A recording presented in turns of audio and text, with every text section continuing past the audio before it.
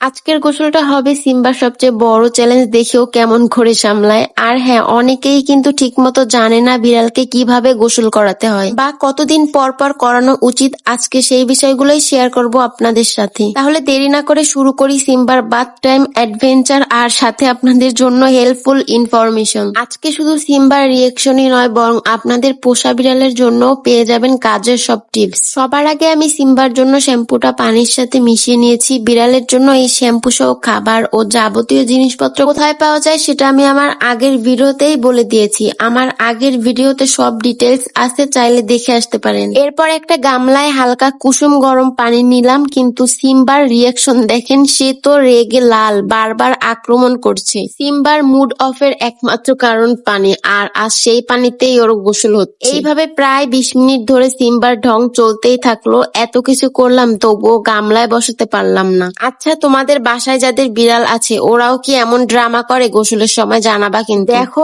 এখন একটু শান্তভাবে বসে আছে। ভাবছি যদি গোসলের সময় 3-4 মিনিট চুপচাপ থাকতো তাহলে আমার এত সময় নষ্ট হতো না। কিন্তু কি আর করার, যেদিন ওকে গোসল করাই সেদিন অত্যন্ত আধা ঘন্টা থেকে 1 ঘন্টা টাইম নষ্ট হয়ে যায় আমার। তাই আজকে দায়িত্ব দিয়ে দিলাম আমার ছোট ভাইকে, সেই আজ সামলাক সিম্বার গোসলের ঝামেলা। অবশেষে সম্পূর্ণ হলো সিম্বার আজকের গোসল। এবার পালা হেয়ার ড্রায়ার দিয়ে লোমগুলো শুকানো। পার্সিয়ান বিড়ালকে মাসে 1-2 বার গোসল করালেই যথেষ্ট। বেশি গোসল করালে ত্বক শুষ্ক হয়ে যেতে পারে, যা লোম ঝরার কারণ হতে পারে। কিছু পার্সিয়ান বিড়াল গোসল করতে পছন্দ করে না, তাই প্রথমে ধীরে ধীরে অভ্যাস করা ভালো। অবশ্যই গোসলের সময় খেয়াল রাখবেন যাতে কানে পানি না ঢুকে। কানে পানি না ঢুকানো বিশেষ গুরুত্বপূর্ণ, কারণ এতে ইনফেকশন হতে পারে। আর সবসময় ট্রাই করবেন গোসলের সময় বিড়ালের প্রিয় খেলনা দিতে, যাতে সে সবসময় শান্ত থাকে। এদিকে আমাদের সিম্বা পুরোপুরি ঝকঝকে, আগের থেকে কত কিউট লাগতেছে তাই না? যাই হোক, সে এবার আরাম করুক আর আমি বিদায় নিই। আল্লাহ হাফেজ।